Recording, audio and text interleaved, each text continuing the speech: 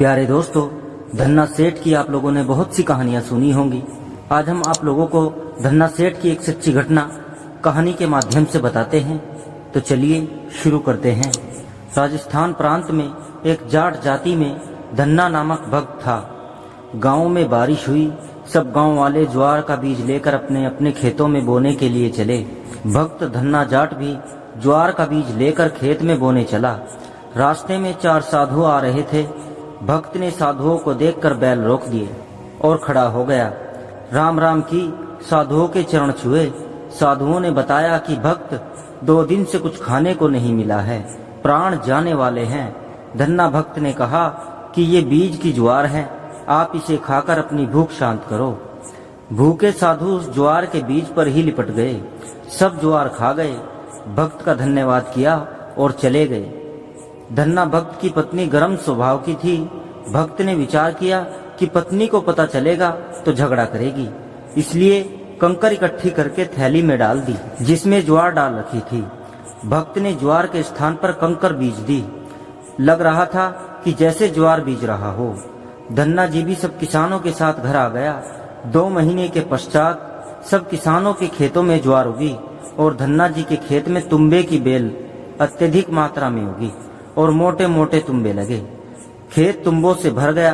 पड़ोसी खेत वाले ने धन्ना की पत्नी से कहा कि आपने खेत में ज्वार नहीं बोई क्या? आपके खेत में तुम्बों की बेल उगी है, अनगिनत मोटे मोटे तुम्बे लगे हैं। धन्ना जी की पत्नी ने एक तुम्बा तोड़ा और सिर पर रखकर घर की ओर चल पड़ी। धन्ना जी के पास कुछ भक्त बैठे थे। धन्ना जी ने देखा कि भक्तमती तुम्बा लिए आ रही है। खेत में गई थी। भक्तों से कहा कि आप शीघ्र चले जाओ। वे चले गए। भक्तमती ने आकर तुम्बा भक्त के सिर पर दे मारा और बोली कि बालक तेरे को खाएंगे, बीज कहाँ गया? धन्ना जी कुछ नहीं बोले, अपने सिर का बचाव किया।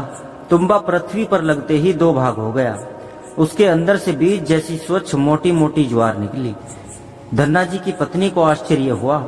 ज्वार देखकर खुशी हुई। विचार किया कि अन्य तुम्बों में भी ज्वार हो सकती है।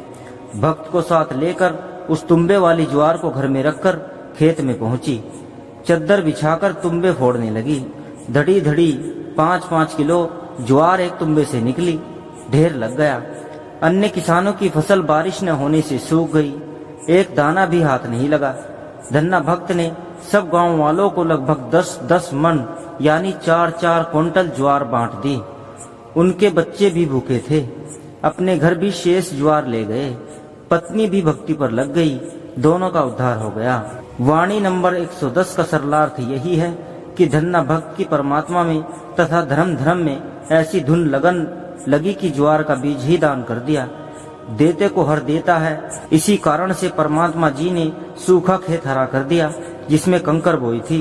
उस सूखे खेत को तुम्बों की बेलों से हरा भरा कर दिया। तो दोस्तों, कहानी अगर अच्छी लगे तो वीडियो को लाइक और शेयर कीजिएगा, और अगर आप चैनल पर नए हैं तो चैनल को सब्सक्राइब जरूर कीजिएगा। शुक्रिया।